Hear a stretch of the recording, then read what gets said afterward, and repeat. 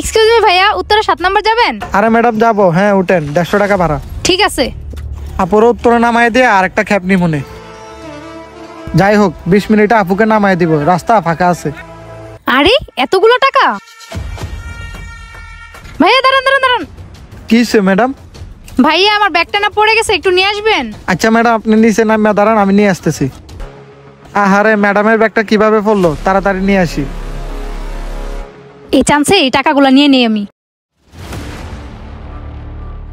এই নেন ম্যাডাম আপনার ব্যাগ। Thank you. যাই হোক তাড়াতাড়ি চলে যাই, এখানেই তো 3 মিনিট লেট হয়ে গেল। উঠেন ম্যাডাম। ভাইয়া নামাই দেন আমাকে। কি বললেন ম্যাডাম, এখনই নেমে যাবেন? ও আমি তো ভুলে গেছিলাম, আমাকে আমার বন্ধু নিতে আসবে। ও আচ্ছা ঠিক আছে ম্যাম, তাহলে নামেন। ভাইয়া ভাড়া কত দিতে হবে? না ঠিক আছে আপু, লাগবে না। আচ্ছা থ্যাংক ইউ। দাঁড়ান ম্যাডাম, ভাইয়া আপনিও দাঁড়ান। আরে ভাই আপনি আবার কে, কোথাও যাবেন নাকি? আরে এই লোকটা আবার কি? না ভাইয়া কোথাও যাবো না। আর ম্যাডাম আমি আপনাকে বলতেছি, আপনি যে ভাইয়ের টাকাগুলো চুরি করছেন না, এখনই ভালো ভালো দিয়ে দেন ওনাকে টাকাগুলা। কি কিসের টাকা? কি উল্টাপাল্টা কথা বলতেছেন আপনি? দেখেন ভাইয়া, আমি টাকার বিষয়ে কিচ্ছু জানি না। আর আপনি কে?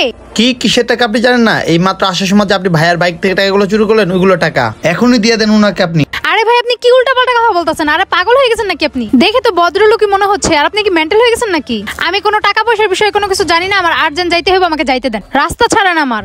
আরে ম্যাডাম দাঁড়ান, আমি বুঝতে পারছি আপনার আর্জেন্ট কাজ আছে, আপনি চলে যাবেন 1 মিনিট। আচ্ছা ভাই আপনি একটু দেখেন তো আপনার বাইকে কোনো টাকা পয়সা রাখছিলেন কিনা, ওটা এখন খুঁজে পান নাকি?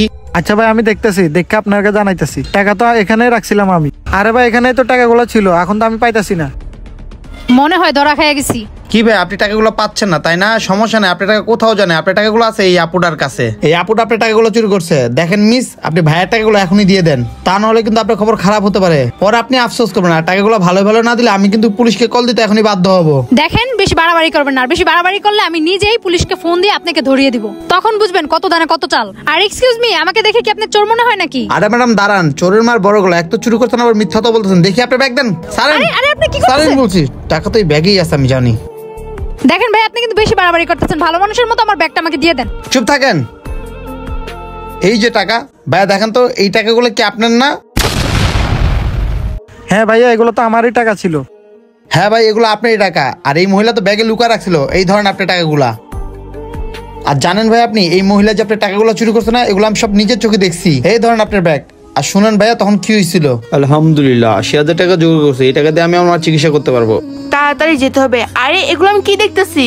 যাক টাকাগুলো এখানে রেখে দিই। আর 20,০০০ টাকা হলে তো মার চিকিৎসা হয়ে যাবে, 1 লাখ টাকা হলেই তো মার চিকিৎসা ডান। যাক গাড়িতে উঠে বসে একটু। ভাইয়া উত্তরা যাবেন? হ্যাঁ যাবো, 150 টাকা ভাড়া। ঠিক আছে। ভালো হয়েছে, একটা প্যাসেঞ্জার পেয়ে গেলাম এখানে এসে। যাই হোক লোকটাকে কোনোভাবে বোঝানো যাবে না যে ওনার টাকাগুলো চুরি করতে আমি ওনার বাইকে উঠছি। একবার উনি বাইকটা টান দিলে আমার ব্যাগটা আমি ফালিয়ে দিয়ে ওনাকে বলবো আমার ব্যাগটা নিয়ে আসতে।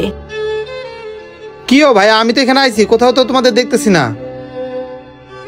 আরে এখানে এটা কি হচ্ছে? এই তো আমার কাজটা হয়ে গেছে, তাড়াতাড়ি করে টাকাগুলো লুকিয়ে ফেলি। লোকটা তো বুঝতেই পারলো না যে ওনার টাকাগুলো আমি চুরি করছি। আর এটা আমি কি দেখলাম, ওই মেয়েটা দেখি বাইকওয়ালার টাকা চুরি করলো, তাতে যাইতো। বুঝতে পারছেন ভাই, এই ঘটনাই ঘটছিল। ভাই আপনাকে অনেক অনেক ধন্যবাদ, আজকে আপনার জন্য আমি টাকাগুলো ফেরত পাইছি, বুঝতে পারছেন আপনি?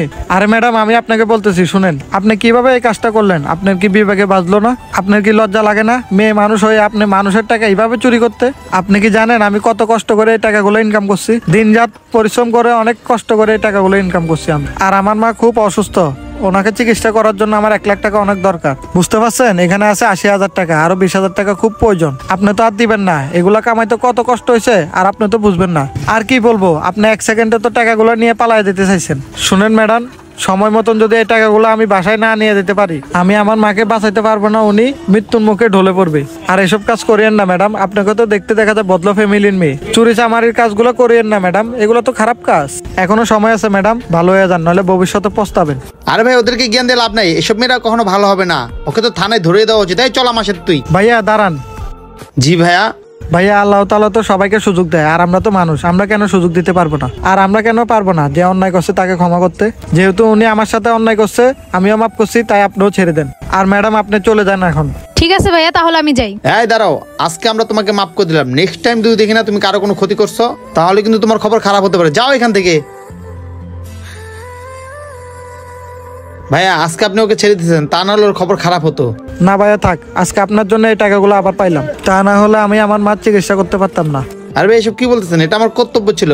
আর টাকা পয়সা নিজের দায়িত্বে রাখবেন, দেশের পরিস্থিতি খুবই খারাপ, বুঝতে পারছেন তো? আপনি আপনার খেয়াল রাখেন, আমি এখন চলে গেলাম। ঠিক আছে ভাইয়া, যান। বন্ধুরা, আমাদের এই সমাজে অনেক মানুষ আছে যারা অন্যের টাকা লোভ করে নিজেরও ক্ষতি করে, তারও ক্ষতি করে। তাই বলতেছি, কখনো অন্যের টাকা লোভ করবেন না, কষ্ট করে টাকা উপার্জন করেন। আমাদের এই ভিডিওটা আপনাদের কাছে একটু ভালো লেগে থাকলে অবশ্যই টাইমলাইনে পাঠিয়ে দেবেন। ধন্যবাদ সবাইকে। নতুন কথা লাইক, শেয়ার, কমেন্ট করতে ভুলবেন না।